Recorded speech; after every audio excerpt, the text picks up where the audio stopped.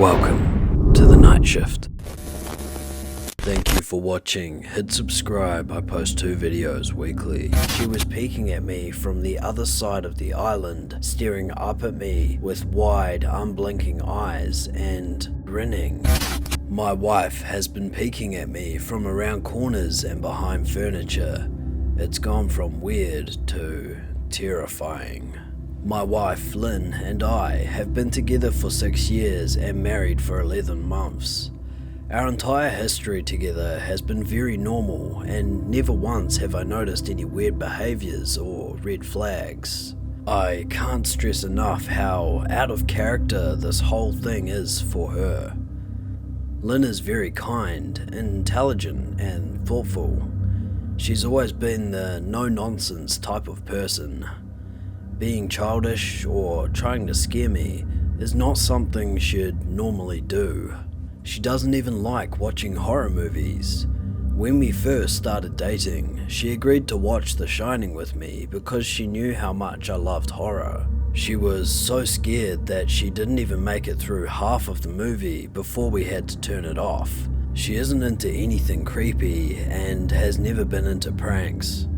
It's just not her cup of tea, and that's fine. But what was so strange about this? It's just so unlike her. I should also add that she never had any mental health issues, and as far as I'm aware, it doesn't run in her family. I know some people are able to hide their mental health problems, but in the 6 years we've been together, I think I'd have seen some sort of sign. 2 months ago, I was in the kitchen making myself some coffee before work. I was running a bit late that morning and knew I wouldn't be able to make it to Dunkin' Donuts for my usual morning fix. I took a sip of my coffee as I hurried down the hall towards the front door when I happened to notice Lynn peeking at me from around the corner ahead of me. I could only see her eyes and a strand of her long, dark hair hanging against the wall. The rest of her body was concealed behind the corner. I nearly spilled my coffee when I saw her. I did burn the shit out of my lips. "Geez, Lynn," I said, wiping a few drops of coffee from my pants. "You scared the shit out of me." She immediately popped out of view like a little kid that had been caught. I heard her scurry off towards the living room, and by the time I got to the front door, she was out of sight. It was really weird and totally out of character for her, like I said, but I also found it kind of funny that she was being more playful and a little less serious. I shouted that I loved her and called her a weirdo. As I shut the door behind me, I heard her laughing. Her behaviour was a bit odd, but it certainly wasn't something to call a priest over. I forgot about it by lunch, and by the time I got home, she was her normal self. I didn't bring it up, neither did she, and life went on. The next incident happened 3 days later. It was around 2 AM, and I had woken up to get a drink. I was standing at the kitchen island, jug of OJ in hand, when I felt a strong feeling that I was being watched. For whatever reason, I looked down at the floor and saw my wife's smiling face staring back at me. She was peeking at me from the other side of the island, staring up at me with wide, unblinking eyes and grinning like the Cheshire Cat. I screamed, I'll admit it, not out of irritation, but fear. For some reason, at that moment, I was scared. At the sound of my scream, Lynn scuttled backwards out of my view, her hands and feet smacking the tile floor as she hurried out of the kitchen on all fours. I didn't run after her, or even yell after her. I just stood there, frozen in shock, wondering what the fuck possessed her to do that. It took me a little longer than I'd like to admit to go back upstairs, but eventually I did. When I got to our bedroom, Lynn was lying on her side of the bed, asleep, or at least pretending to be. I stood there for a while, watching her breathe to be sure she really was asleep. I had a feeling she might jump out at me the moment I got into bed, but she didn't. I climbed into bed and she didn't even move. Her breathing was soft and deep, and I was starting to wonder if I'd dreamt the whole thing. The next morning, I waited for her to come down for coffee, and after handing her a mug and kissing her cheek, I decided to ask her about it. "What was that about last night?" I asked, keeping my tone light so I didn't offend or embarrass her. She frowned over her cup of coffee, shaking her head like she had no clue what I was referring to. "You were peeking at me again, from over there," I said, pointing to the spot on the floor by the kitchen island. She followed my gaze, and when she looked back at me, she burst out laughing. She laughed so hard that I couldn't help but join her. "You creep me the fuck out sometimes, you know that?" I said. She giggled and set her cup on the counter and wrapped her arms around my neck. "You creep me out all the time, so I guess we're even," she teased. We said our goodbyes and left for work. As I drove, I kept thinking about how creepy it had been seeing her grinning at me from behind the island like that. The sounds her hands made on the floor as she crawled away. I told myself she was just trying to be silly, just trying to join me in my love of all things horror. It's not like I was afraid of her, but it still didn't sit right with me. I started seeing her peeking at me more and more. Sometimes she'd be peeking out from behind the couch or living room curtains. Once she even managed to get inside her grandmother's old trunk that sits at the foot of our bed. I might not have even known she was there at all had the trunk's old hinges not given her away. She'd had the lid propped up just enough so that only half her face was peeking through. She'd been grinning like an excited toddler. It was unnerving. I didn't even know what to say to her. All I could do was stare. When I finally found my voice, I asked her why on earth she was doing this. She didn't answer, but she had slowly closed the lid, shutting herself inside the trunk. I just walked away, feeling disturbed. I didn't understand why she was doing it, but it clearly made her happy. I just hoped she would tire of the game quickly. Lynn didn't peek at me for the next 2 weeks. I started to think she was done with her weird prank, and I was relieved. We were watching a show on Netflix one night, and I jokingly said that I hadn't seen her peeking at me lately, and she must have given up on her spy game. She looked up at me with a small smile and said, "Maybe I've just gotten better at it." I didn't say anything, but I wondered whether or not she was joking. For the next few days, I couldn't stop thinking about what she said. Was she still peeking at me when I wasn't looking and I just hadn't noticed? And if so, what the hell was she getting out of this? I started to feel paranoid, constantly checking whether she was watching from around the corner or behind a door. I was jumpy whenever I was home and she wasn't in full view of me. I felt stupid and a little crazy, but after a few weeks without another incident, I began to relax. I stopped checking behind furniture and walls and told myself it was just a bad memory. Then, a few days ago, things got so much worse. Lynn left to go to a friend's, and I lounged on the couch and played a couple of games on my laptop. Around 9 PM, I hopped in the shower, and as I was washing the soap from my hair, I felt that awful feeling that I was being watched. I slowly opened my eyes and almost had a fucking heart attack. Lynn was peeking from behind the shower curtain.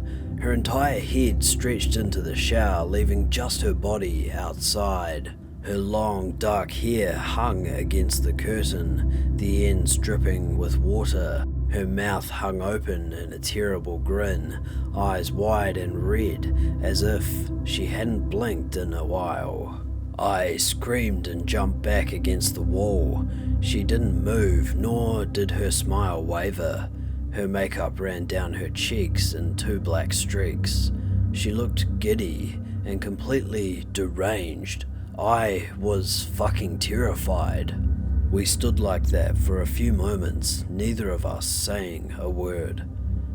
Finally, after what felt like forever, she slowly pulled her head back out of the shower, and I watched her blurry figure through the curtain as she moved backwards towards the bathroom door. A second later, the bathroom door slammed shut, hard enough for the mirror to rattle. I screamed again and jumped out of the shower to lock the door. I stayed inside the bathroom for over an hour. Maybe I overreacted to some of you, but joke or not, I wasn't going to put up with the crazy shit anymore. That's what I kept telling myself as I paced in my bathroom, stopping to listen at the door every few minutes. Suddenly, I heard a muffled sound, and I pressed my ear against the bathroom door, straining to listen. I couldn't hear anything, but I envisaged Lynn standing on the other side of the door, giggling at her joke. I felt a surge of anger. I was beyond pissed at being made to feel scared in my own house, and to hide in the bathroom for an hour? Or for what? Some joke? If it was some joke, it was an awful one. What the fuck, Lynn? I snapped. This shit is getting really fucking annoying. I waited for her to apologize or to call me a jerk, but instead I heard a faint moan, so quiet I wondered if I heard it at all, and then complete silence. Lynn, I called out, not even able to hide the shakiness in my voice. I got no response, just my own heavy breathing. I swear to God, just fucking stop it, I yelled, pounding my fist on the door. I waited for her to cuss me out, something I would expect from me talking to her like that. I never screamed at her before. But there was nothing, just the occasional drip from the shower head. I won't deny that I was scared, too afraid to open the damn door and face my own wife. I waited another 30 minutes or so, which feels like a fucking lifetime when you're scared. Finally, I decided I wasn't going to spend the night hiding in my bathroom, so I got down on my knees and peered under the door. I almost expected to see her face peeking back at me, but thankfully I didn't. I could see straight down the hallway to the top of the stairs, but no Lynn. I didn't know if I should be happy about that or not. I looked for a few minutes, waiting to see if her head would pop up over the top step, but it never came. I stood up, my hand hovering over the door, and mentally prepared myself to open it. I slowly turned the lock with shaky fingers and was about to yank it open when I heard the sound that still makes me nauseous when I think about it.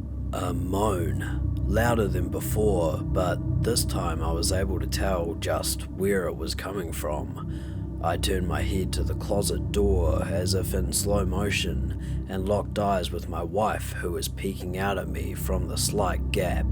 Her eyes were still as wide as ever, and her mouth was hanging open in the most grotesque gaping smile I'd ever seen. I didn't even scream. I was too scared for even that. Her hands were clasped to her chest, body trembling with sheer delight, as if she could barely contain her excitement. A short, raspy moan bubbled up from her throat, deep and raw, sending a shiver through my entire body. Somehow, I found the ability to pull the bathroom door open and run as fast as I could all the way down the steps, snagging my keys and phone from the table in the living room before running outside to my car. I could hear her shrill laughter behind me, but I didn't hear her getting closer. I didn't bother shutting the front door. I drove away from the house faster than I legally should have, shivering the entire time, either from fear or the cold, maybe a little of both. I hadn't grabbed a coat or even a pair of shoes. I was still in my boxers and my hair was still damp. I drove straight to my brother Chris's house about 40 minutes away, ignoring any and every call and text I got. I didn't check my phone until I was safely parked in my brother's driveway. Lynn had called 4 times and sent a flurry of texts, all wondering where I'd gone and why I left like that. I threw my phone at the dash in a rage, furious at her nonchalant attitude.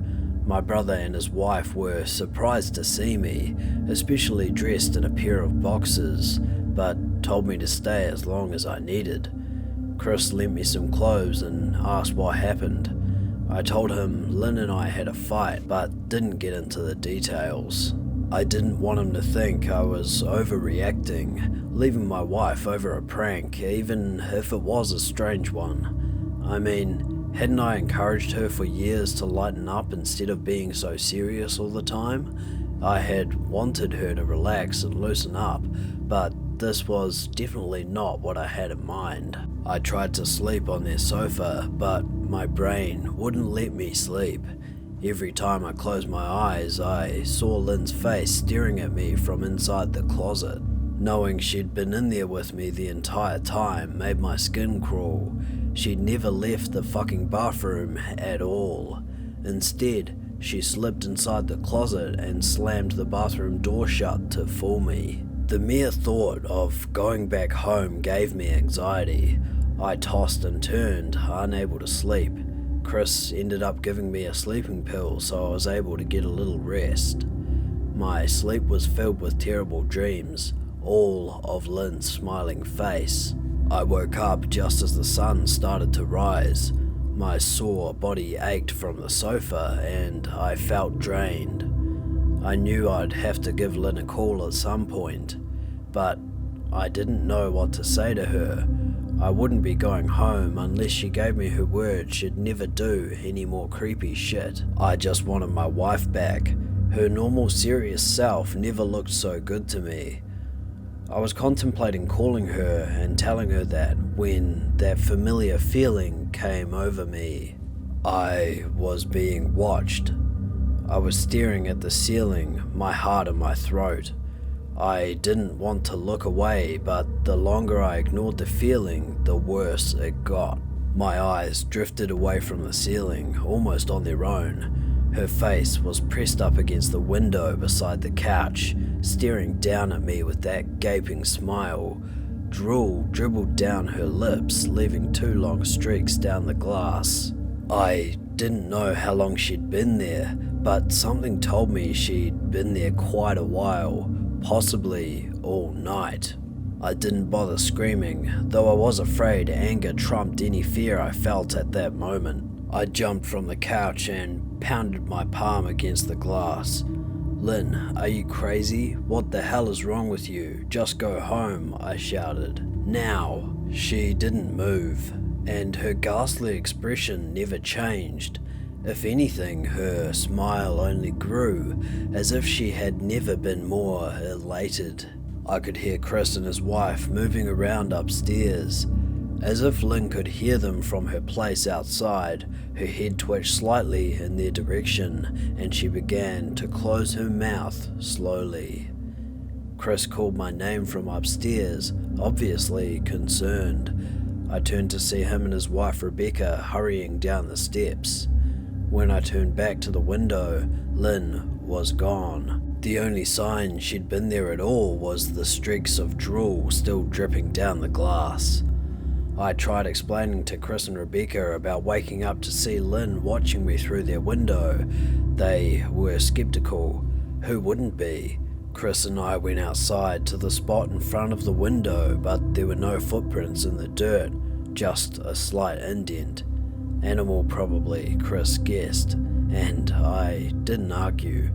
He and Rebecca assumed I dreamt the episode, but they didn't understand, and I was too tired to explain it to them. I called out of work that day and turned my cell off. I didn't want to face Lynn. Just talking to her was too much for me at that point. I really started to believe something was irreversibly wrong with her. that no matter what promises she'd made, would never be the same again. The thought that saddened me to my core. I cried most of the morning. By noon, I figured I was ready to confront her, give her one last chance to explain herself. I could at least give her that after 6 years, I told myself. I turned my phone on and saw the dozens of texts she'd sent, all seemingly concerned. Wife, can we talk? I love you. Please call me. I'm really worried. Can you answer? Just come home. And more of the same. All texts telling me she loved me and she wanted me home, how worried she was. Not a damn one addressing the crazy shit she pulled, like she hadn't been acting like a character from a Stephen King book. Even her texts were different. She normally texted novels just to tell me to pick up a loaf of bread. You'd think she'd have more to say to me after her bizarre shenanigans.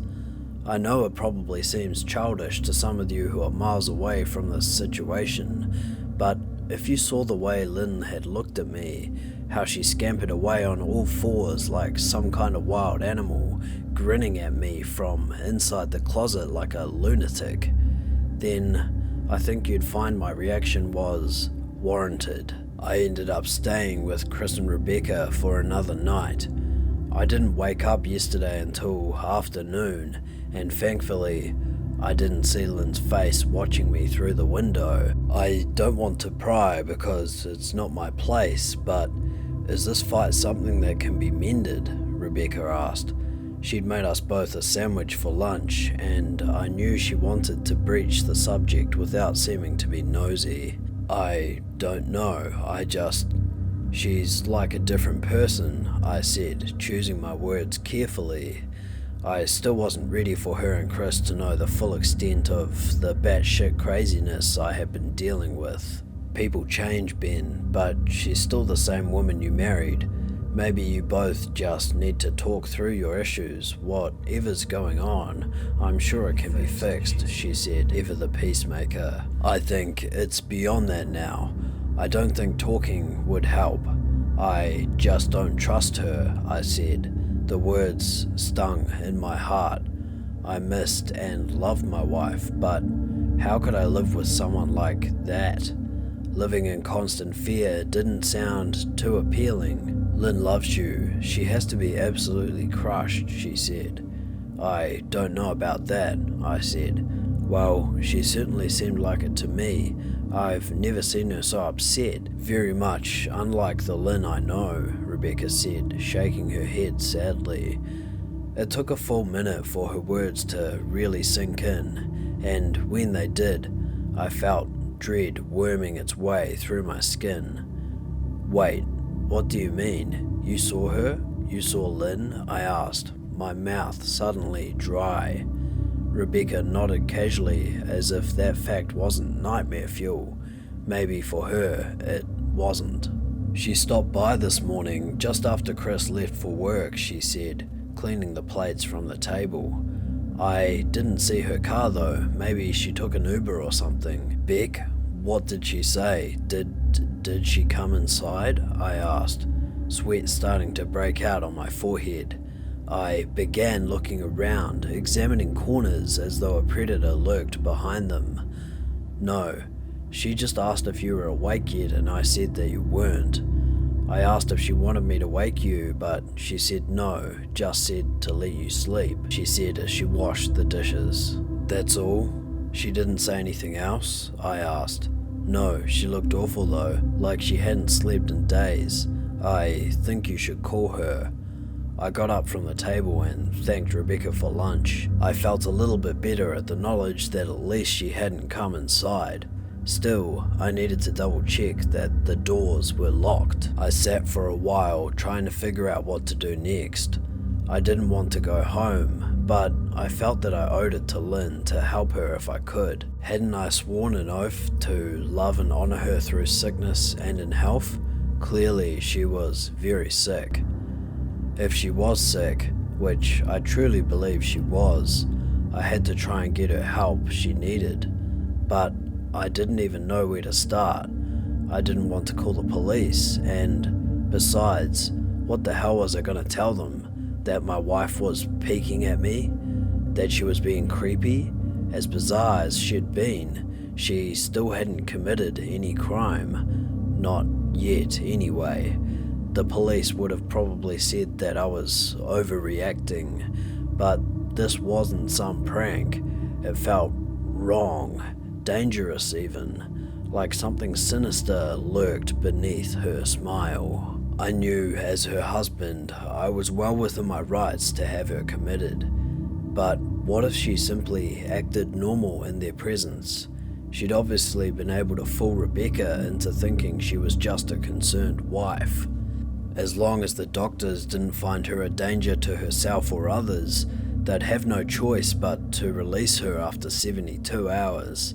I felt lost and overwhelmed. So I did what any husband in my position would do. I called her mother. I didn't want to, believe me. Her mother, Marianne, and I were never on the best of terms. We'd never fought or anything like that. She just wasn't a very warm person and wasn't really easy to get along with. She hardly ever smiled, and when she did, only her lips would move into a thin-lipped smile, leaving her eyes as blank as before. She gave off this aura that felt like she was permanently on the offense. I'd only met her twice, and both times were for such short visits. I got the impression she didn't approve of me for her daughter. Lynn always ushered us out quickly, as she didn't want me to feel uncomfortable, which I was grateful for. Being in her mother's company felt almost unbearable, like walking on glass. I was glad when we moved 3 states away so we didn't have to see her often. I was happy to avoid the woman, but I needed her help. I really didn't want to talk to her at all, but I had to talk to someone, and someone who knew Lynn better than I did. So I gripped my teeth and did what I had to. "Yes," she answered, already sounding irritated. "Marianne, it's me, Ben. Do you have a minute to talk?" I asked. I could hear her cluck her tongue in irritation. "I'm in the middle of writing some checks, but if you insist, I suppose I can have a spare moment." "What is it that you want to discuss, Benjamin?" she said. "It's about Lynn. She's been acting strangely, and I was wondering if you had any idea whether there was something." I was quickly interrupted. "It's a bit difficult to follow your rambling, Benjamin. What is it you want from me?" she asked. I could almost see her standing there in her thin sweater and slacks, tapping her fingernails impatiently on the table. "I wanted to know if you've ever noticed any odd behaviour, or possibly any mental health issues," I asked. There was a long, uncomfortable pause that I could tell was because she was just thinking, or something else. Finally, after a few seconds, she spoke. "I'm not sure if this is one of your jokes, Benjamin, but if so, I don't find the humour in it. Now, I do have business to attend to, as I've said, so if you don't mind," she said, but I cut her off before she could get rid of me. "Marianne, it's not a joke. I'm sincerely concerned about Lynn's mental health. Her behaviour has been very erratic lately. I'm very worried about her, and I figured as her mother you would be as well," I said, my frustration evident in my voice. "If you're truly concerned, then I suggest you get the health professionals involved. I don't know what you expect of me," she snapped. I could tell she was seconds away from hanging up, and for some reason I was desperate not to let her. I had the feeling that she knew a lot more than she was letting on. "Please, if not for me, do it for Lynn," I tried. I heard a faint, shaky intake of breath, as if she were trying to hold her steely persona together, but failing. "Marianne, I started. "Benjamin, I don't know what to tell you. My only advice would be to seek professional help. Do not call here again. Goodbye." I tried to call out to her, but she'd hung up. I tried to wrap my head around the call and her refusal to help me. Even if she didn't like me, why wouldn't she want to help her own daughter? I couldn't understand that. I tried to replay the conversation, desperate to find something I missed. After a while, I almost gave up, until I remembered her last words to me. Seek professional help. She had said those words with a bit of urgency. I could have just been grasping at straws, but no, I was sure her voice had changed ever so slightly when she'd said that, as if they were important. What had she meant? I assumed she'd been referring to medical professionals, but maybe she was referring to someone else, someone that she didn't, for some reason, feel comfortable saying directly. Or maybe I was just desperate. I waited for Chris to get home, and after a very long and exhausting conversation with him and Rebecca, I convinced them that Lynn truly needed psychiatric help. I didn't tell them everything. I wasn't prepared to go into it yet, but I told them about our last encounter, how she'd hidden in the bathroom, peeking at me from the closet. They were obviously shocked, but thankfully they believed me. They too just wanted to help her. Still, they didn't think it was all that serious. Weird maybe, but not dangerous. They just kept saying that Lynn had to be playing some kind of weird joke, maybe for YouTube, Rebecca offered, if only half-heartedly. Chris didn't think we should involve the police just yet.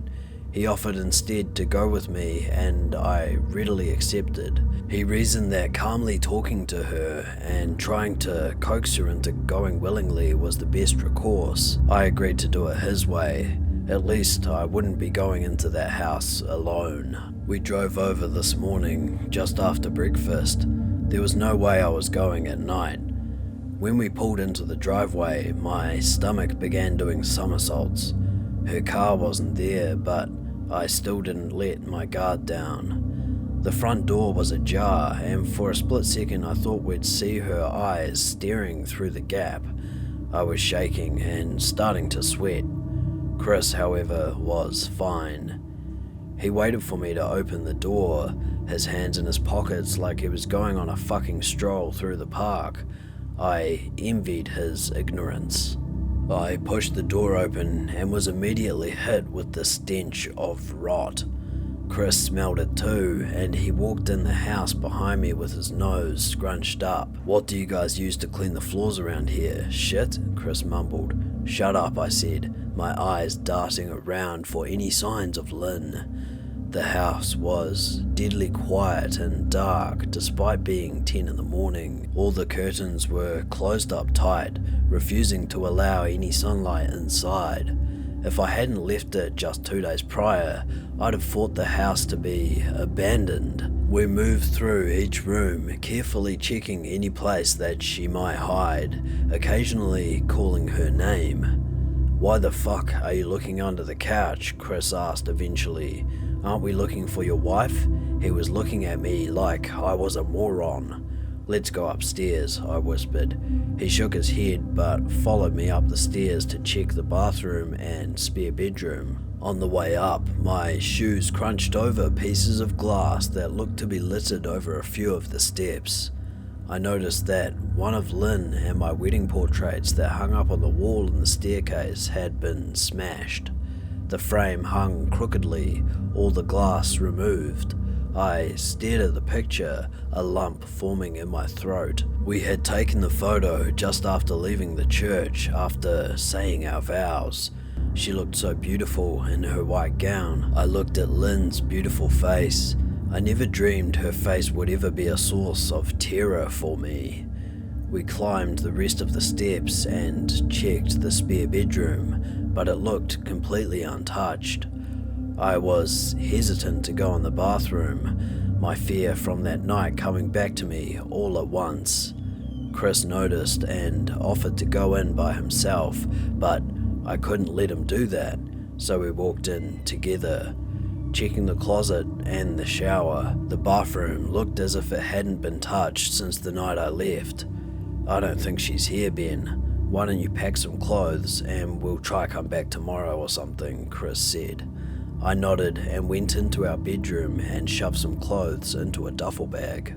When I checked inside our closet, I came across the source of the smell and gagged.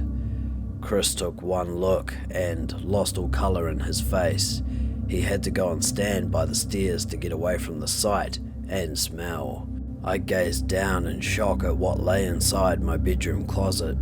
Soaking into the rug were at least a dozen eyeballs, all carefully laid out in pairs.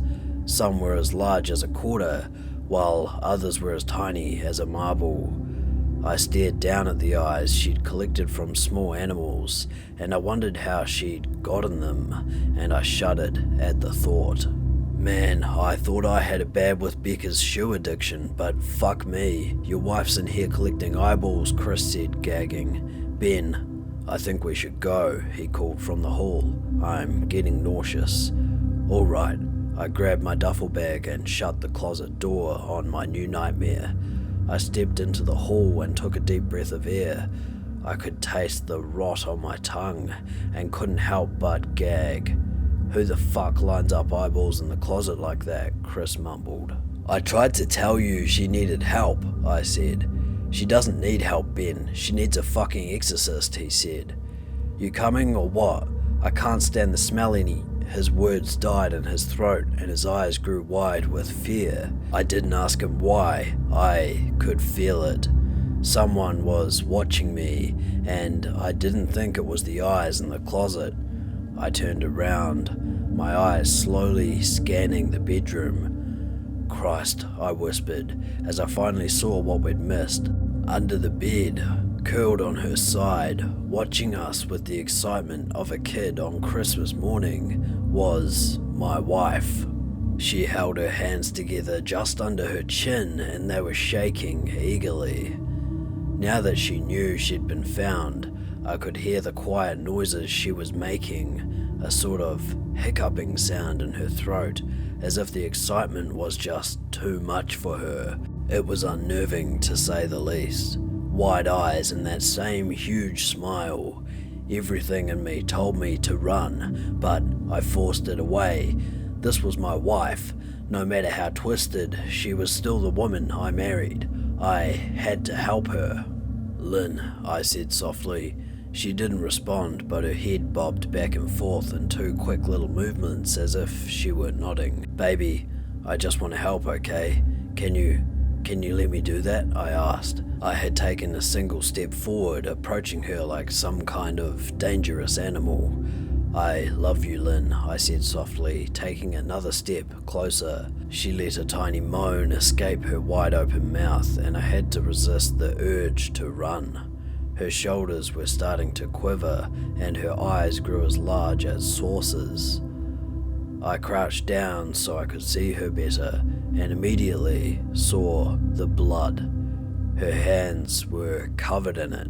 They trembled more the closer I got, as if she was barely able to contain herself. Lynn, are you hurt? You're bleeding, I said.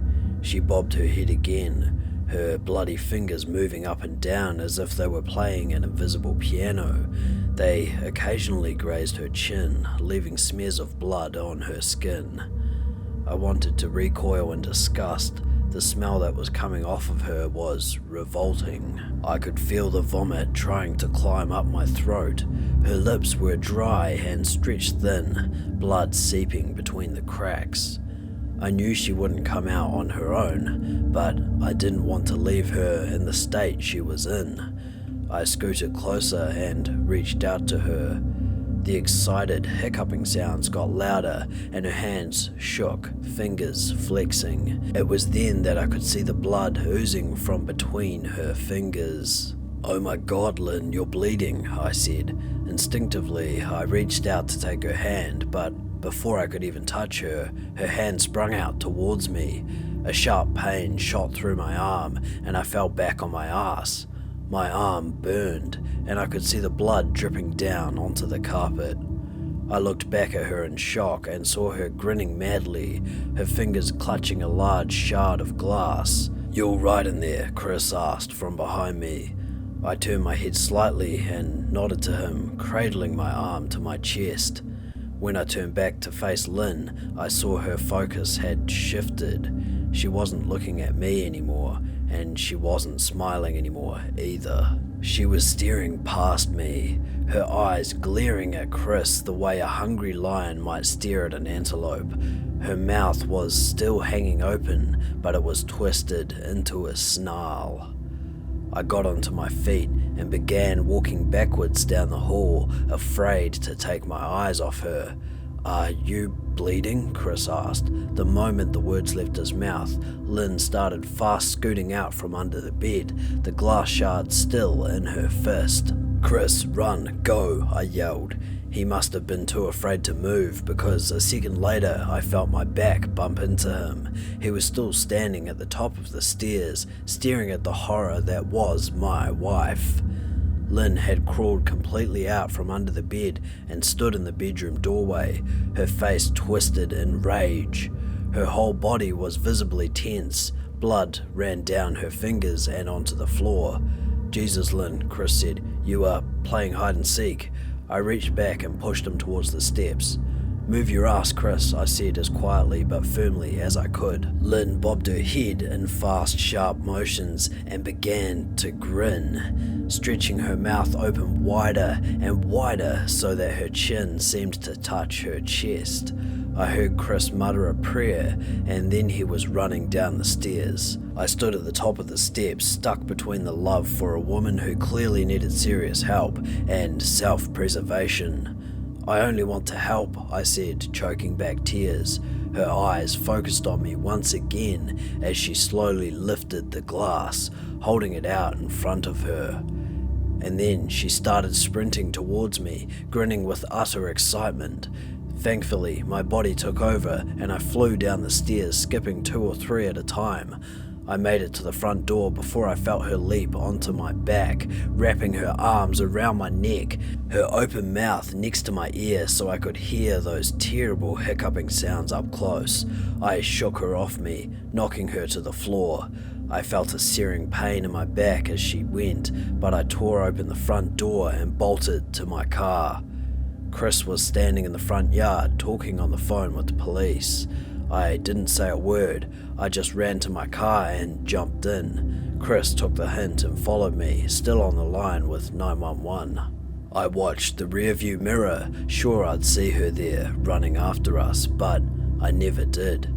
I went straight to the ER and got 11 stitches on my arm and 3 on my back. The police asked a lot of questions and went back to the house to do a search, but of course, Lynn wasn't there. They advised me to stay with a friend or a relative for a while and to file a restraining order as soon as I could, but none of those things would matter. Somehow, I just knew.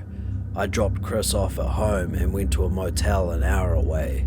I wanted to put as much distance between me and Lynn as I could. This is where I've been for the last 4 hours. I thought maybe the police would find her, maybe they'd get her the help she desperately needs. But now I don't think so, because 40 minutes ago I got a text from an unknown number, just 3 words: "I found you," and a picture attached. The picture was dark and grainy, but I instantly knew what it was. There was no mistaking my wife's eyes. I started typing this out immediately after. I don't know what to do. I'm alone and scared, and I can't help but feel that I'm being watched. This has been The Night Shift.